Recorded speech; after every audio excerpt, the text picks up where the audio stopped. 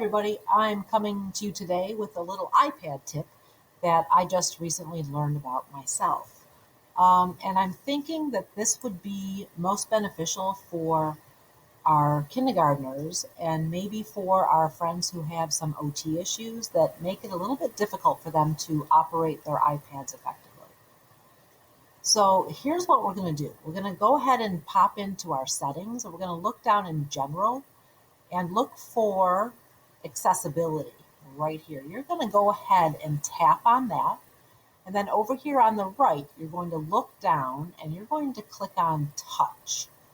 And when you do that, this is the screen that you get. You're going to look at assistive touch and go ahead and toggle that on. When you do that, you're going to see this little black square appear. And that black square is now the control center on the iPad. You can move that square anywhere that you want on the iPad. You can put it in the top corners, at the bottom, over to the side, wherever you think will be best suited for your students who might need it. So once that's there on their iPad, they would tap it open, and these are the options that they would get. If they tap on device, from that, they can control their volume up or they can turn the volume down. Sometimes it's hard for them to find those buttons on the iPad themselves, so this might be helpful for some of our kiddos.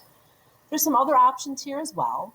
If you go into more, you get a screenshot option, which is great for those kiddos who are trying to take a screenshot but can't quite time that pushing the home button and clicking the on-off button at the same time. Once they do, they get a picture just like that. They can save it into their photos and then go ahead and use it for whatever it is they need. Something else you can do from the control center here is if you're having kids share their iPad screens during a lesson and you're asking them to pull down from that top right corner to get to their control center, a lot of kids have trouble doing that. But just by clicking on that, the screen pops up.